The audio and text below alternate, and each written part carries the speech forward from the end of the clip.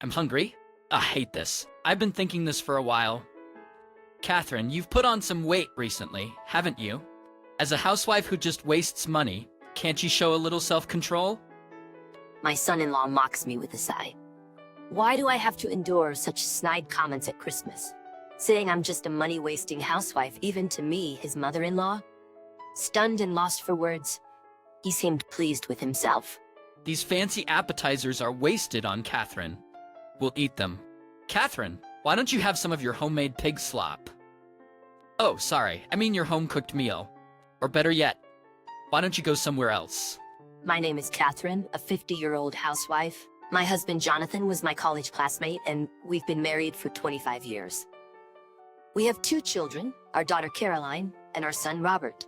Time flies. Both kids have left home and we were finally enjoying a peaceful life. But everything started to change when Caroline brought someone home. Pleased to meet you. Thank you for making time for us today. He greeted my husband and me with a fresh smile. A fine young man. That's my son-in-law, Jack. At the time, our daughter had just started working, but their news made us frown. You want to get married? Caroline, you've just started working. There's no need to rush. My husband nodded in agreement beside me. Caroline looked at Jack. Actually, Caroline is carrying my child. I swear to protect them both for the rest of our lives. Please approve of our marriage. We were shocked by the revelation, but we agreed to their marriage after seeing their earnest plea. A few months later, our granddaughter Amelia was born, and Caroline returned home for a while. Struggling with breastfeeding, she looked like she was about to cry. It's okay to raise her on formula, I said, and she seemed relieved. Nowadays, the internet is convenient, but also misleading. I guess Caroline got anxious looking up too much about her first-time parenting. That's what I always thought. Jack would always stop by to see his wife and daughter after work. How's the breastfeeding going, Caroline? My son-in-law's question was met with an apologetic look from my daughter as she explained it wasn't going well. Just try a little harder. It'll come, I guarantee it. His baseless assurance made me speak up. Jack, it's okay to use formula. It's nutritious, and if you use it, you can help feed the baby, giving Caroline some rest. His response to my suggestion was, Don't coddle her, Catherine. That'll just make Amelia dumb. he said it so matter-of-factly. What? I blurted out in disbelief at his absurd statement. In today's world, it's all about merit. Those who aren't smart get left behind. Only the best survive. But I guess a housewife like Catherine wouldn't understand. He laughed at me in a demeaning way. He seemed so earnest when we first met, but after the marriage, his flaws became more apparent. He seemed to rank people, looking down on those he deemed inferior. He probably thought very little of me. It bothered me, but he seemed to care for my daughter and granddaughter, so I tried not to mind it. A month later, Caroline went back to her own home. Our once lively house suddenly became quiet. It's gonna be lonely, my husband muttered. So have you heard from Jack recently? With a deep sigh, my husband replied, Same as always. He's been contacting Les, but he won't listen when I tell him we're fully staffed. What to do?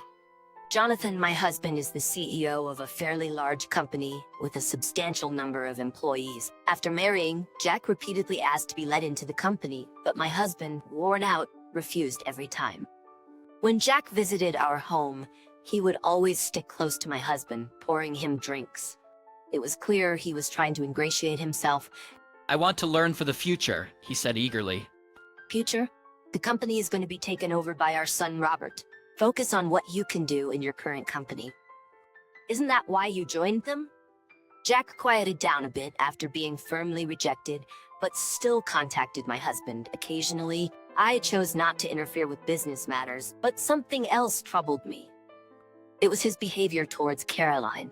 Even after her return from maternity leave, I visited her house, which was a short distance away. This house is always so tidy.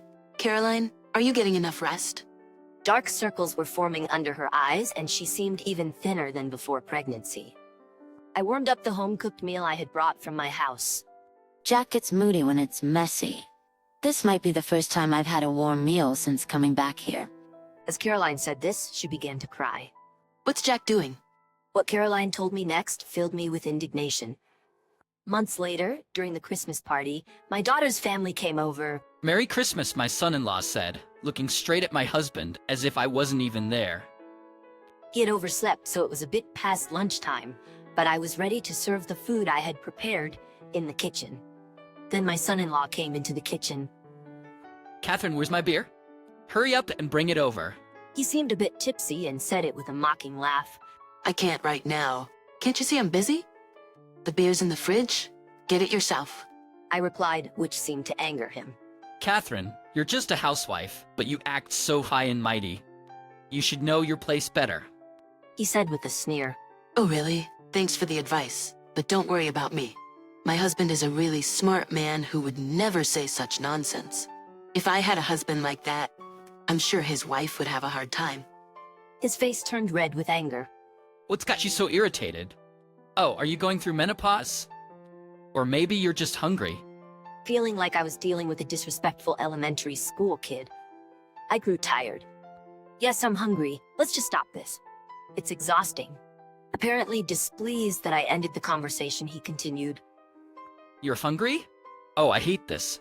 I've always thought this. Catherine, you've put on weight, haven't you? As a housewife who just wastes money, can't you exercise some self-control? How can this man, even as my son-in-law, be so condescending? I was at a loss for words. Looking closer, he was holding a large bag, which I later learned from my daughter contained expensive appetizers he had ordered for him and my husband to enjoy. Thinking he had won because I didn't retort. How greedy can you get? These expensive appetizers are too good for Catherine. We'll eat them, and Catherine can have her homemade pig slop. Oh, sorry, I mean her home-cooked meal. Actually, why don't you just go somewhere else? He said with a laugh. Oh, really? Maybe I should spend this year at my parents' house. Robert didn't want to see you, so he went there too. Huh? Your parents' house? Surprised by my sudden comment, my son-in-law looked utterly foolish. Then my husband's voice came from behind. Then I'll go too. I was thinking I don't want to drink lousy liquor on Christmas anyway. I'd like to ask the chairman for a game of chess. It's been a while. Perhaps because my husband was closer than he thought, my son-in-law turned a bit pale. Oh, Chairman? Besides my husband stood Caroline, with a smiling Amelia in her arms. What's this talk? Apologize to Mom. Do you even realize how rude you're being? Caroline has always been a calm person, the type to endure too much. When such people explode in anger, it's frightening.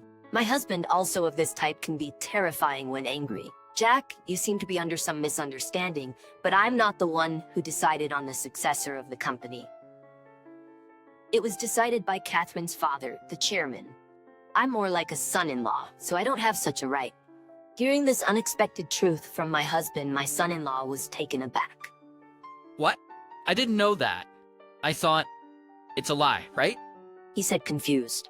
Catherine, I'm sorry. I misunderstood. Oh, would you like some... He tried to hand me the bag of appetizers. I don't want it.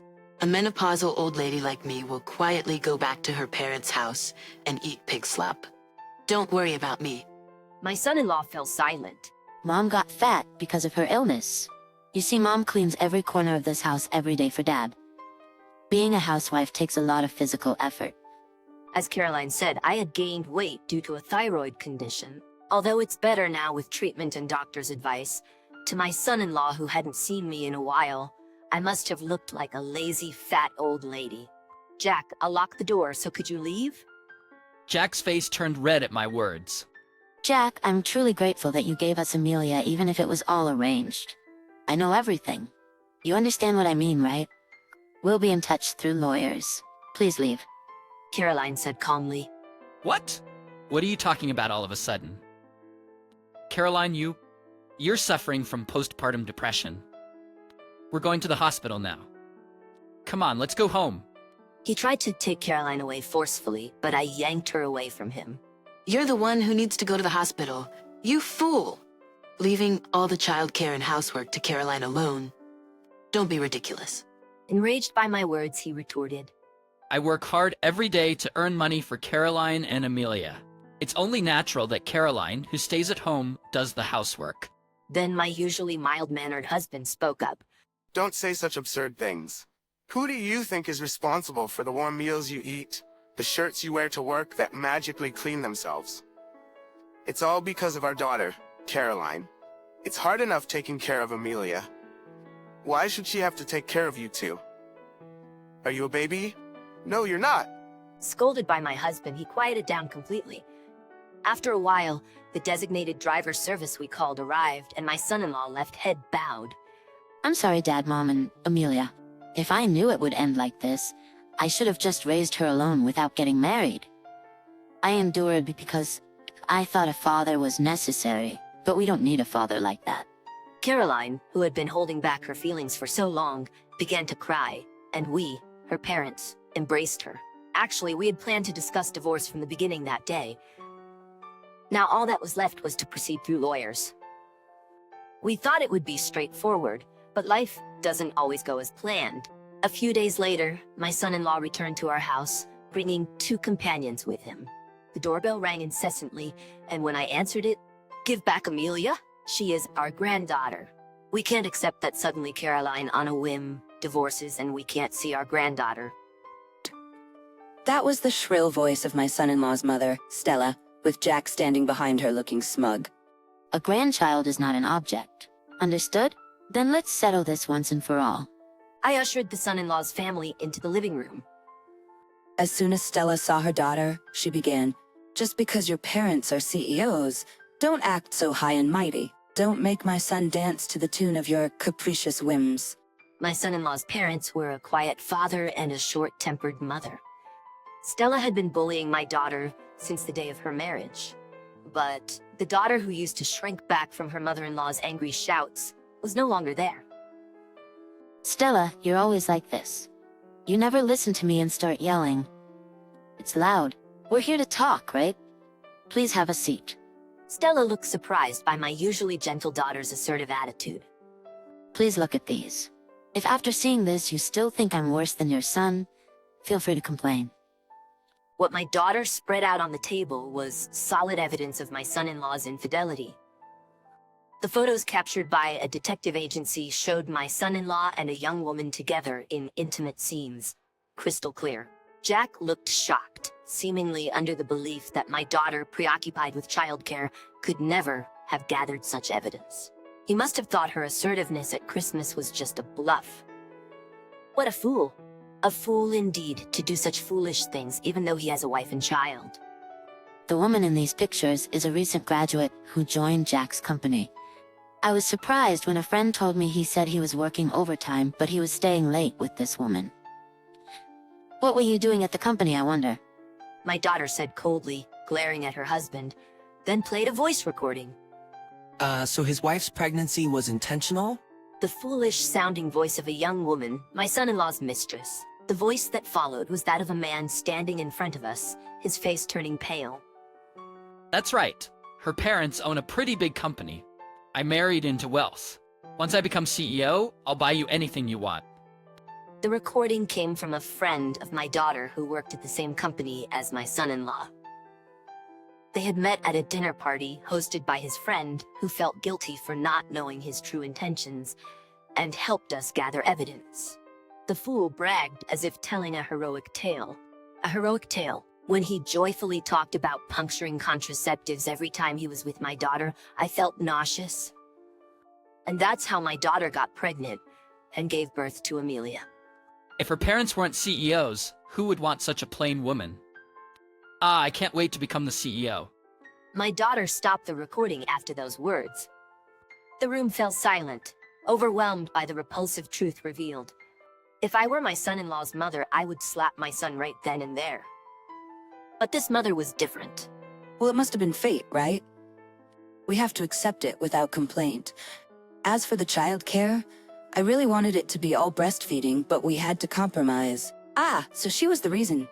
Stella, excuse me, but was your childcare all breastfeeding? Stella proudly replied. Of course, Jack was exclusively breastfed, and that's why he grew up healthy. I couldn't help but laugh at that. Stella glared at me as if to say, "What's so funny?" Interesting. So that's why Jack, without any concern for his struggling daughter, could say something so cruel as try harder. He was talking nonsense about formula-fed children being less intelligent. It seems the only person acting foolishly in this situation is your son. Have you noticed that? Stella seemed at a loss for words. Then Jack's quiet father, Eddie, spoke up. What's all this about? Jack, this is completely different from what I heard. What do you mean Caroline's being selfish? Apologize right now, you fool. It appeared that Eddie, too, was the type to bottle up his anger, and he exploded in front of us, scolding the foolish pair. I'm sorry. Caroline, you're my number one. She's just number two. As I wondered how foolish he could be.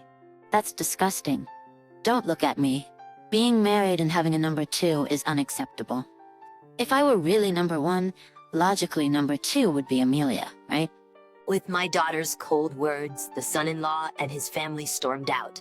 Afterwards, the divorce between my daughter and her husband was finalized. My daughter said she wouldn't press charges regarding the circumstances of her pregnancy.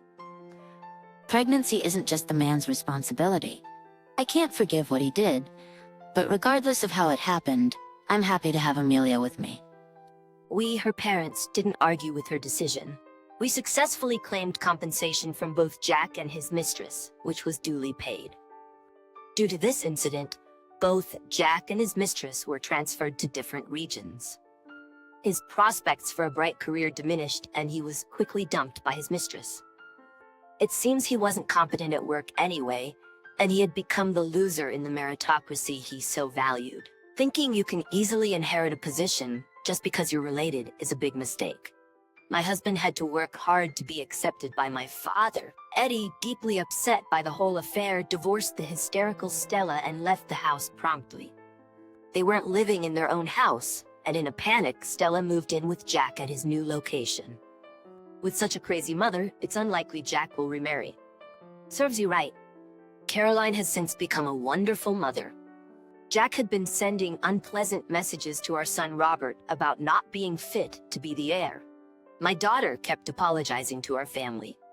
We should be thanking you. We're family. Look, Amelia is smiling. Amelia, with her beaming smile, is irresistibly adorable. My daughter plans to return to work soon, and I'll enjoy my time with my granddaughter. I'm looking forward to living a happy life with my beloved family.